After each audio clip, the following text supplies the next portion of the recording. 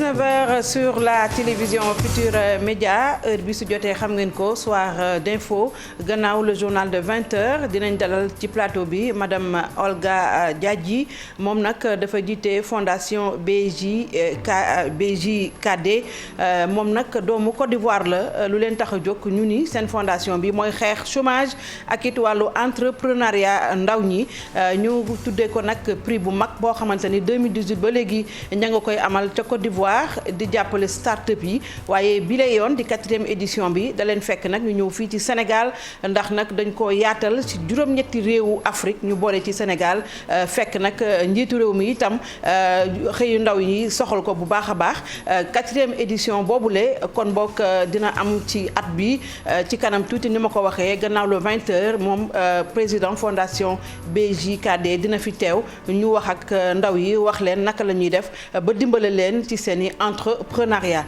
léegi-léegi di première partie bi dañuy dalal ki nga xamante ni moom mooy Abdou Khadre Gaye di président EMAD maa ngi lay nuyu Abdou Khadre. maa ngi lay fay Binta.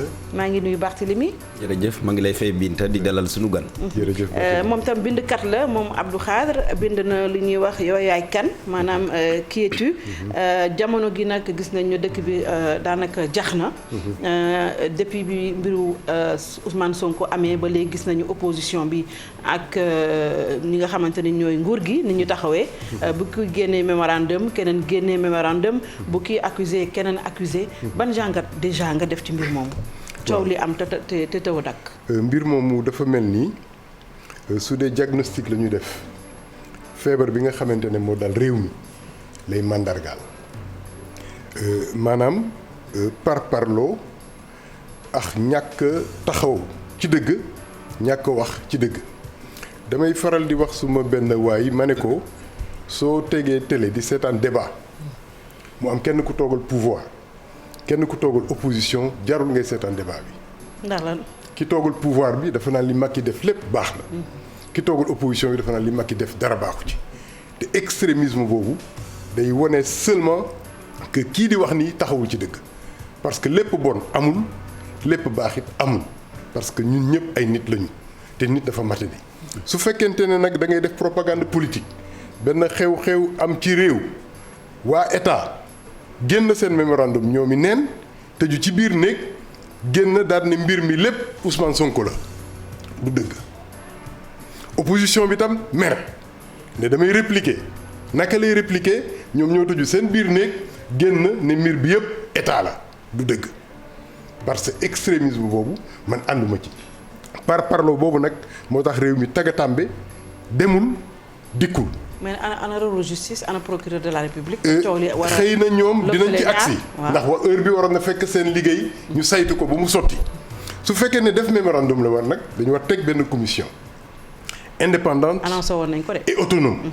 nga xamante ne commission bi opposition dafay am représentant bu ñu tànnal ñoom seen bopp président du leen tànn état am fa représentant société civile am fa représentant kilifa diine yi sax nga xamante ne joué nañu rôle bu mag ak kilifa aada yi ci événement bi am ñoom it ñu am fa représentant ñu saytu nag xew-xew bi ana lan moo ko waral ñu teg bi xew-xew bi amee ana lan la askan bi naqarlu ana ban danger la ñu frôler parce que les gens à un moment avaient peur. Absolument. parce que su demoon ba déborder man nekkatuma en sécurité donte bokkuma ci. yow nekkatoo en sécurité ndax mais mënoon na su ma nee déborder. mënoon na dem ba dëkk bi ne jéppét. mënoon na gën a métti. parce que man par exemple Auchan bi nekk sama kër dañ ko taal jaxatee ko ñëpp dañu tiitoon pour seeni doom. yow borom kër événement bu mel noonu su amee ci réew mi nga am doom yuy jàngee école primaire am doom yuy jàngee lycée. am ñu nekk université mais sa fit du dal ndaxte réew dafa am nu mu war a taxawee dafa am nu mu war a toogee sàggante googu nag nga xamante ne moo dal buur tey ci suñu réew bii dal opposition itam ci suñu réew bii tey ma toog ci nguur gi par force te du ma fi jógee tey ma jot ci nguur gi par force léegi ñaar yooyu moo yàq réew parce que démocratie nag éthique politique lañu war a xoolaat voilà éthique politique la ñu war a xool parce que démocratie olof dafay wax ne ku bëgg akara da ngay ñeme kaani démocratie dafa am ay avantages mais dafa am ay inconvénients mbir nag su fekkee ne da nga profité ci avantages yi inconvénients yi nga xamante ne moom lay am aussi da nga koy nangu.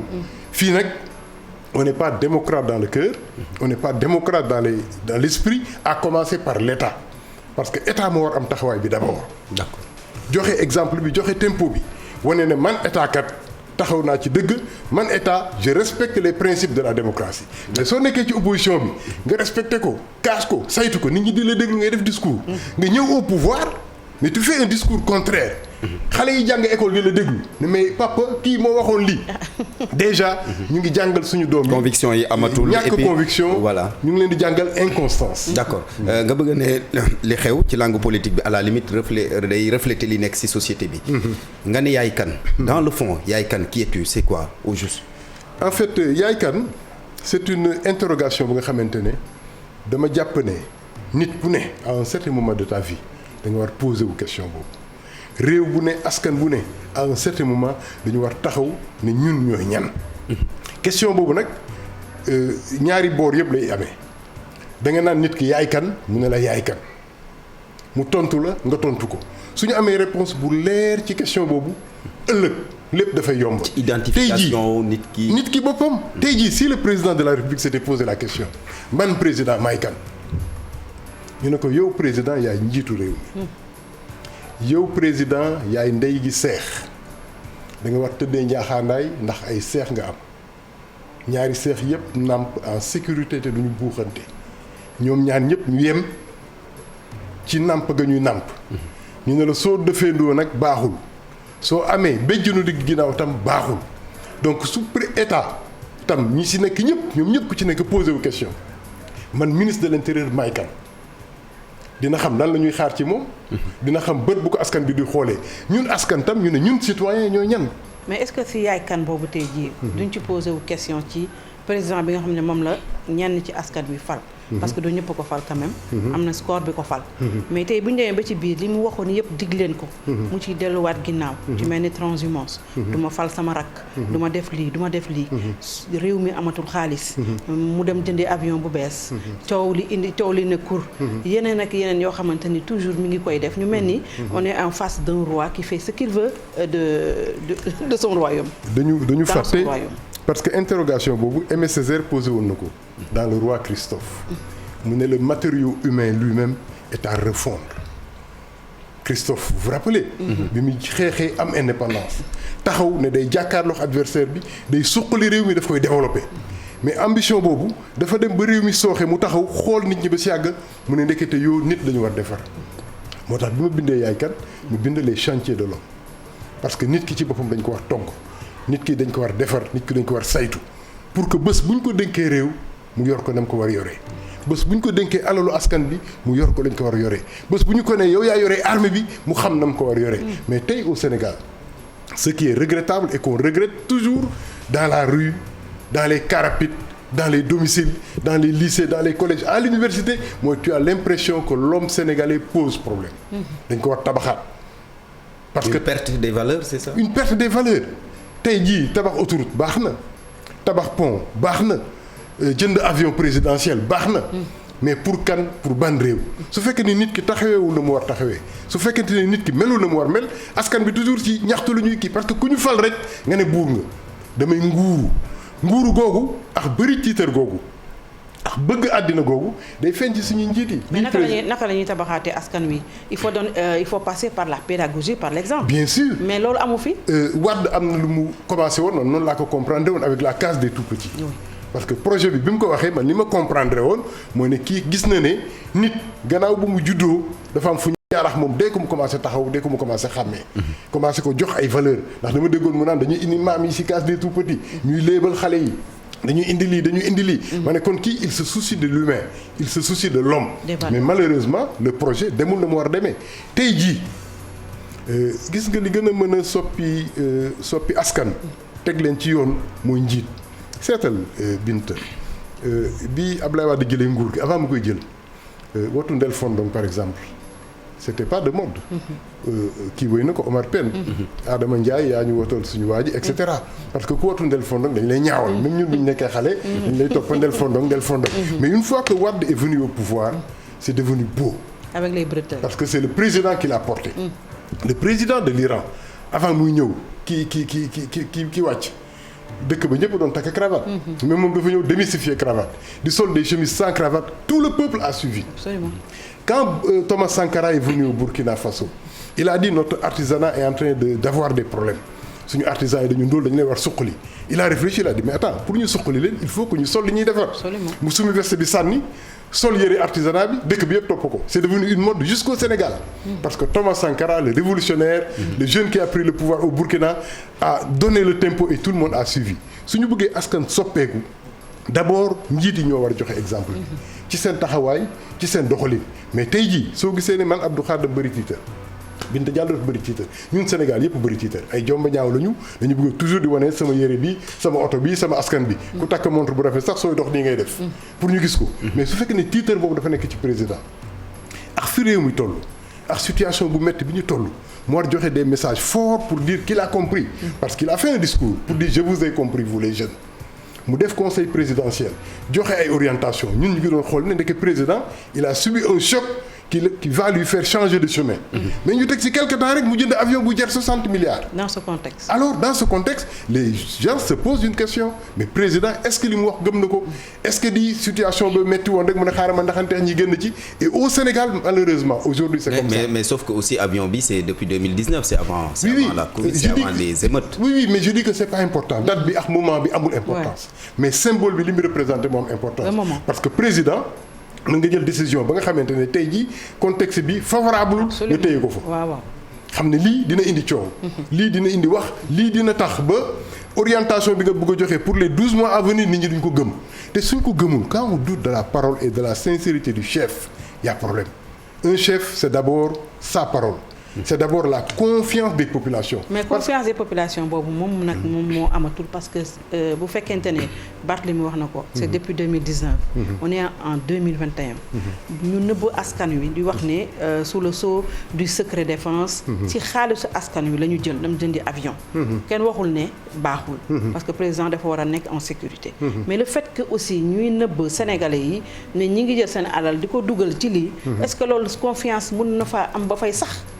dina jafe parce que tey Sénégalais bi amul sax confiance ci boppam. ci contexte bi nga xam ne ñëpp a ngi sonn. oui Sénégalais bi amatul sax confiance ci boppam.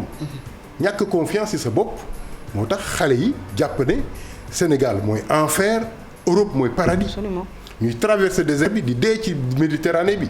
ndaw bu toog ci digg ndëndëm digg doole war a toppatoo boppam toppatoo waa këram war a jël héritage bi ci loxo mag ñi doxal réew mi yóbbu ko ndaw boobu su demee ba gëmatul réew mi. ma dugg ci benn car ma dégg ay xale yu werante mu ne traverser désert bi lap ci Méditerranée bi moo gën a yomb am liggéey Sénégal. Tu vois un peu ce que ça fait. Je suis allé ces derniers jours à Soumbédioune auprès des pêcheurs waxtaan ak ñoom ci situation parce que ñu ma convié woon mu ñëw toog di leen déglu mais dama tiit ñu ne ma Abdou Khadre les mois à venir di nga gis mbëkk mi loo musul gis Sénégal. je t'assure.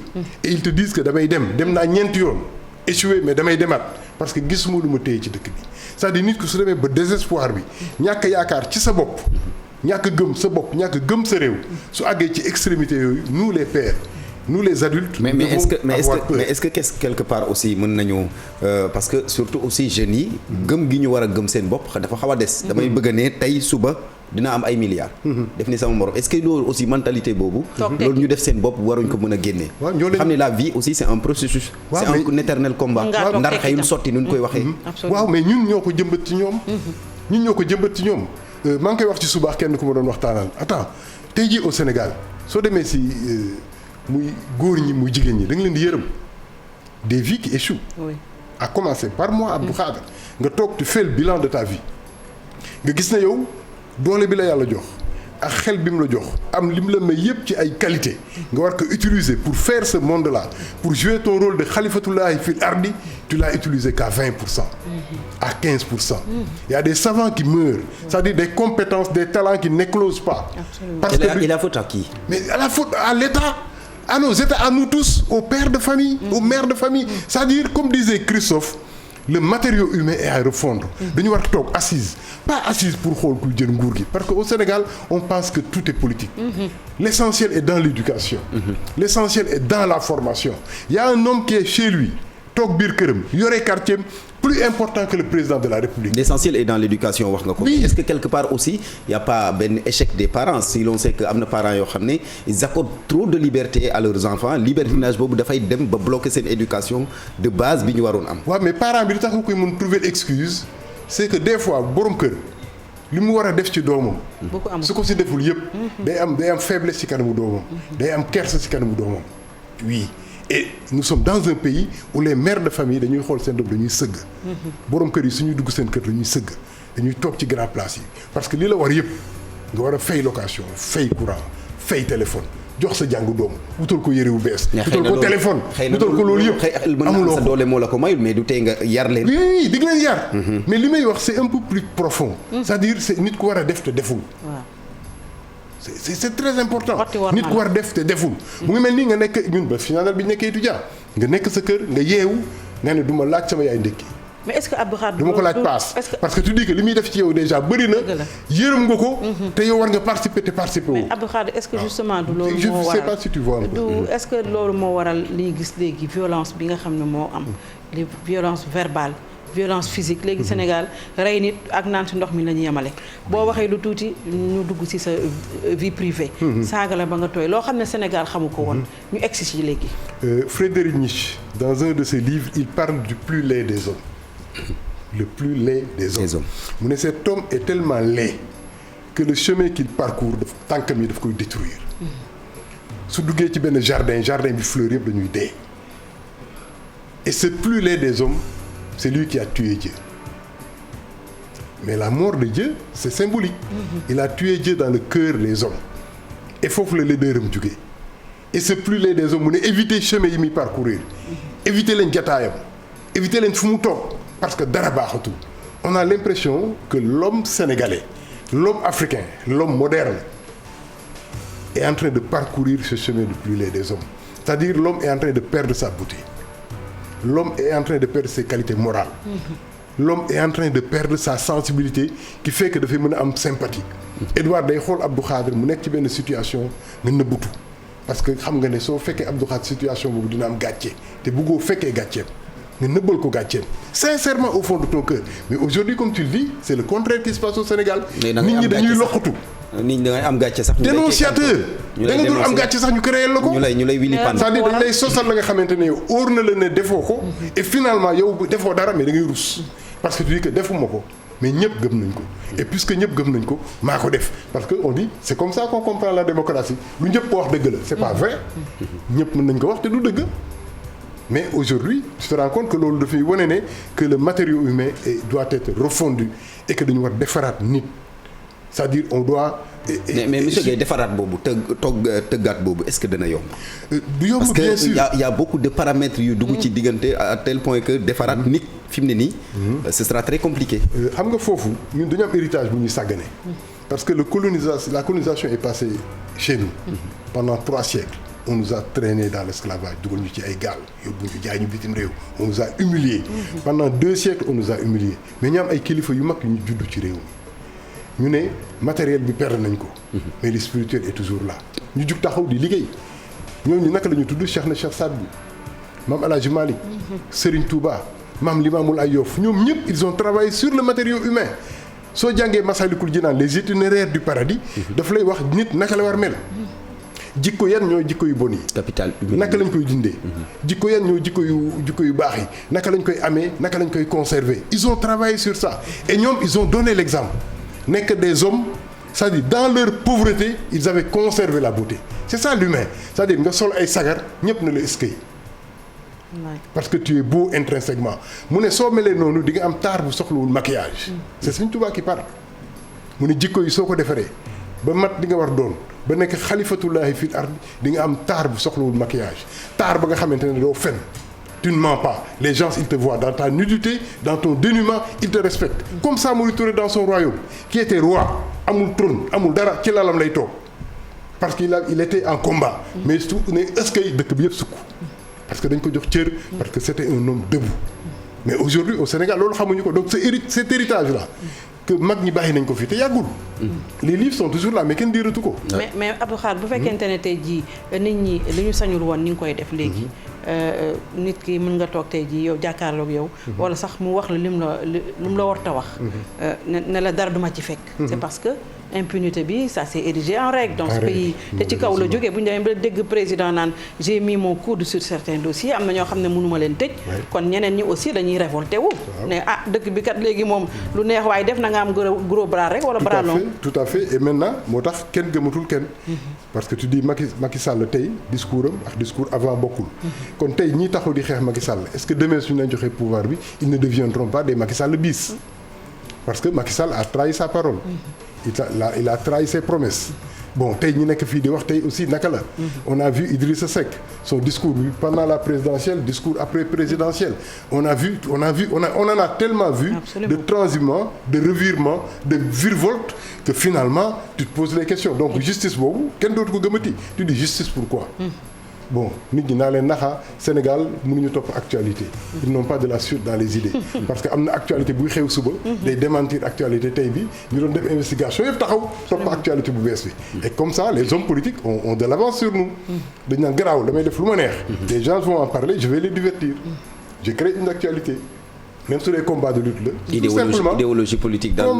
combat de lutte kese doy na tëggal làmb bu neex rek. ñu fàtte ko. waaw tëggal làmb ju neex rek ñu fàtte lépp ñoom ñëpp jublu ci làmb ji après su làmb ji jeexee bon mu am benn artiste bu génn benn CD bu beex. ñu créé benn débat autour de ce CD là day gaaruwaale kële gaaruwaale kii des futilités. des riens des néants des vides.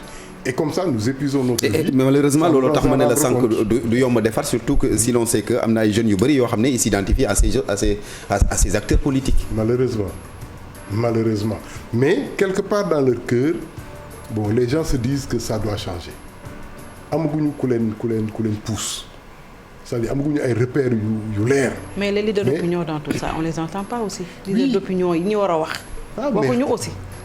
mënuñu jël la responsabilité teg ko ci kaw politique yi aussi. am na ñenn ñi nga xamante ne dañu ragal a wax parce que dañu ne le débat est tellement bas. le niveau est tellement bas. que finalement ils préfèrent rester dans leur retraite su dee ay porteurs de chapelet la ñu. am na ci part de responsabilité comme oui bien sûr su dee ay porteurs de plume la ñu aussi duñu wax.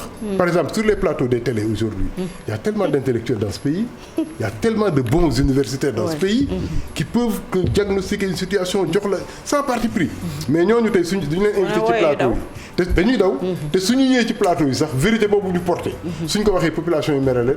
même en dehors de ça boo leen invité woon fii invité feneen ay politiciens ca politiciens yi la ñuy dem seetaani duñu leen déglu voilà man invité nañ ma ci benn plateau télé à la RTS on a invité Mamboussa Diagne j'ai dit kii attends daf leen nag man Mamboussa Diagne mënu ma waxandoo wax moom. absolument l'éminent professeur. damay toog déglu ko.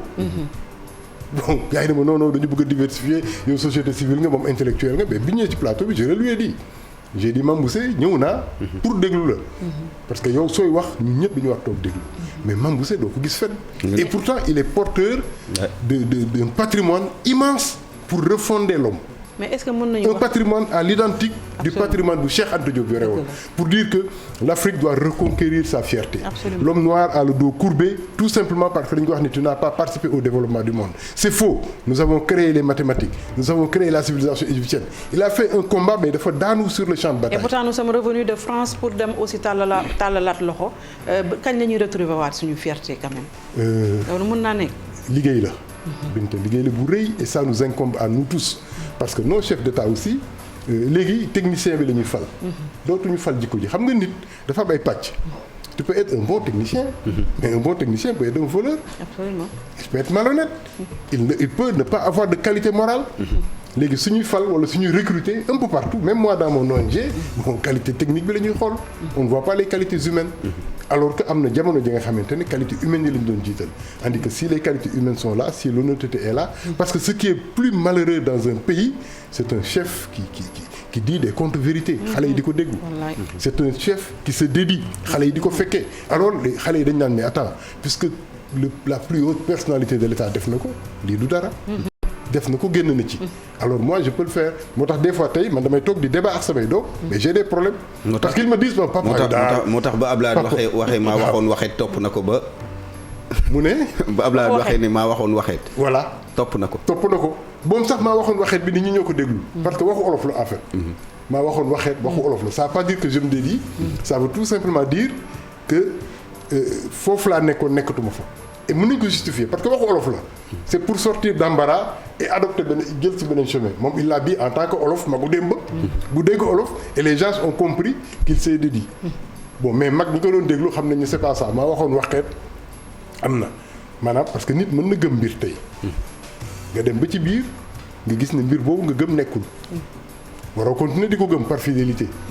on dit donc l'inconstance ce n'est pas l'inconstance seulement. mais sauf que ci contexte bi ñu doon waxee également dafa dédiiru de. ah bien sûr on peut comprendre tout ce qu'on veut. waaw. mais je voulais tout simplement dire ngor gi jom bi fulla bi ak. ñu daal tàggoo. waaw c'est vrai. waaw.